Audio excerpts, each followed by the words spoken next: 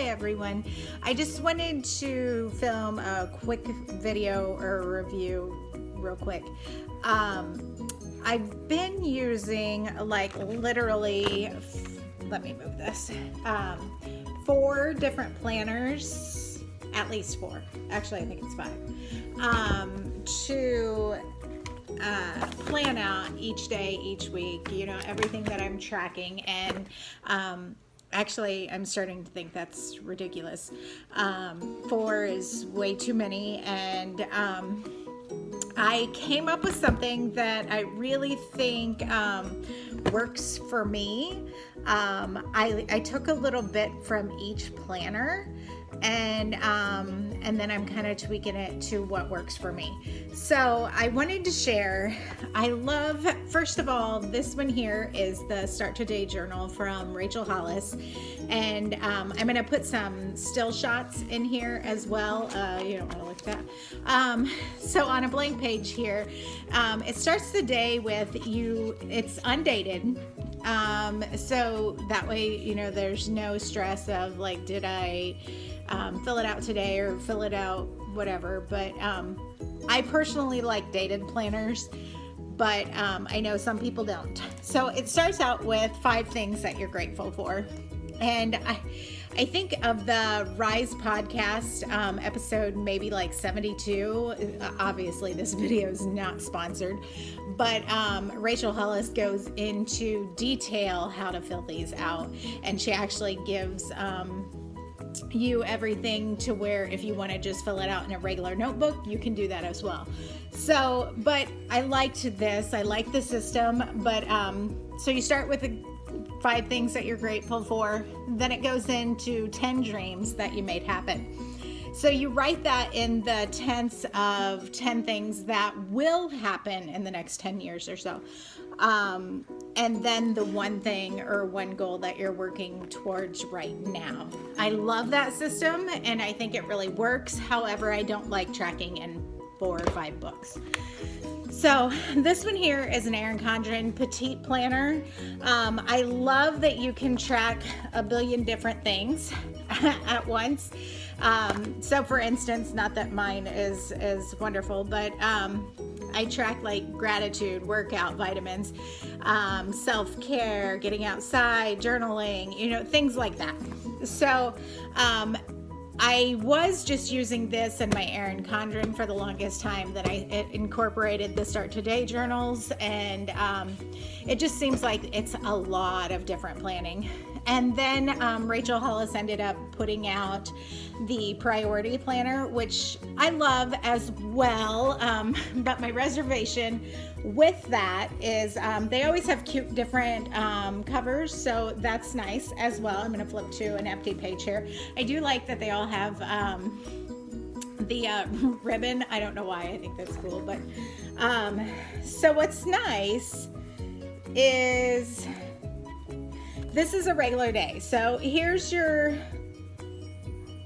it doesn't give you a place to write down your 5 things of gratitude. So I kind of felt like I still needed the other Start Today journal. And then this was the Priority Planner. It kind of goes into that one goal that the Start Today journal went into at the end, like the one goal that you're working towards right now.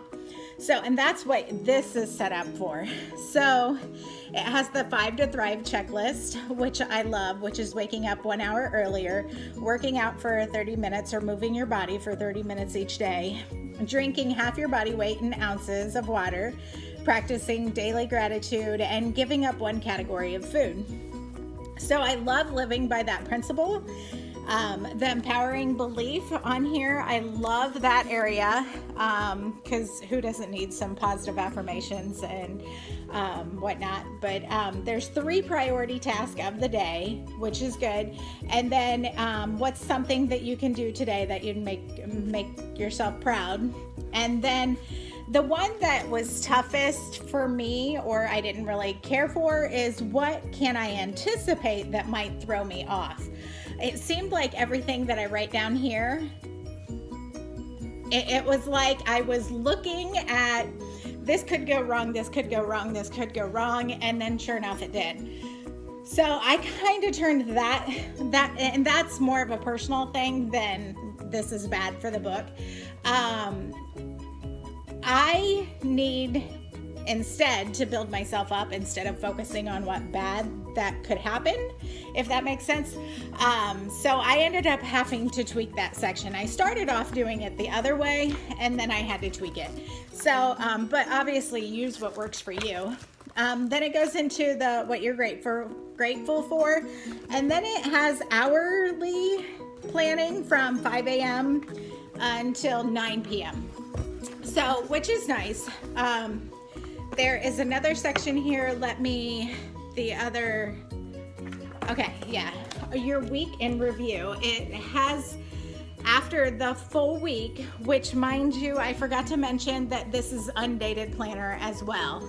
And then you, at the end of a week, you reflect on how things went for that week. So for instance, what your favorite moment was, what results you produced, what did I plan for that didn't happen, what got in my way, what's something that you will add or take away in your morning routine, what can I do to assure that this week's plan happens, and then how am I taking care of myself physically, mentally, spiritually, and emotionally. Then the next one here is looking at the week ahead, so you'd fill in your day. So what are the big deals, the 3 big things that are happening that week? What's your morning routine plan? Your weekly results that you want to happen, and then your five to strive, or what you are doing during this time to move you towards that goal. And then I did like the theme song, that you would pick a theme song for the week. So that's kind of the priority planner in a nutshell. What I ended up choosing to do, I'm trying to flip to an empty page here. This is the Erin Condren. Number 1, you can choose or design your own covers. I like that. They're also removable, so if you get tired of it throughout the year, you can do that. This is a full-blown planner. It is dated. I like dates, as I mentioned. So this one here, I chose the Daily Duo this year. It gives you hours from 6 a.m., which obviously most people know that I start my day much earlier than that. But anyways, I make it work for me. But 6 a.m. to 7 p.m., there's actually a little extra spot down at the bottom. But there's the calendar up here in the corner, which I like that. So you can see, like, since it's a daily planner, you can see where you are in the month. And then to-do list. I really like that. Down here in this corner, it's an empty spot. And I decided to change that to where I'm gonna put my 5 things I'm grateful for from there. I'm going to, at the beginning of each month, let me find it. At the beginning of each month, I don't really want to share my goals. Let me get to an empty one. So there's an empty page before each month. So I like that, and the fact that I can write my goals there. So I did find myself, it was a little bit redundant every single day writing out the goals. I know it's good for you.